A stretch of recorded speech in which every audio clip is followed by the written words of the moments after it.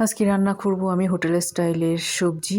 ১ম এ আমি এখানে আদা রসুনের কুচি দিয়েছি, একটা শুকনা মরিচ, একটু দিয়েছি হচ্ছে পাঁচফোড়ন, এরপরে লং, এলাচি, দারচিনি এক টুকরো করে, একটুখানি মরিচের গুঁড়া, একটুখানি হলুদের গুঁড়া, পানি দিয়ে ভালো করে কষিয়ে নিব। এখানে পেঁয়াজ কুচিও দিয়ে দিয়েছি। তারপর এখন সবজি এখানে হচ্ছে ফুলকপি, গাজর, আলু, তারপর হচ্ছে মিষ্টি কুমড়ো দিয়ে দিয়েছি। কিছু সময় একটু নেড়ে-চেড়ে গরম পানি দিয়ে দিব ঝোলের জন্য। আমি ঢাকনা ছাড়া এই সবজিটা ভালো করে সেদ্ধ করে নিব। আপনারা চাইলে ঢাকনাও দিতে পারেন। ঢাকনা ছাড়া রান্না করলে সবজির কালারটা সুন্দর থাকে।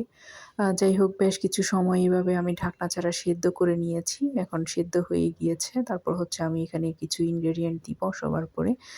লবণ দিতে ভুলে গিয়েছিলাম, সেটাও দিয়ে দিয়েছি। এখন দিয়ে দিব হচ্ছে কয়েকটা কাঁচামরিচ ফালি করে রাখা, ১ চা চামচ চিনি, ১ চা চামচ হচ্ছে জিরা গুঁড়া আর ধনিয়া পাতা দিয়ে কিছু সময় রান্না করে মাখো, মাখো করে নামিয়ে নিব। মজার রুটি পরোটা দিয়ে খাওয়ার জন্য হোটেল স্টাইলের সবজি।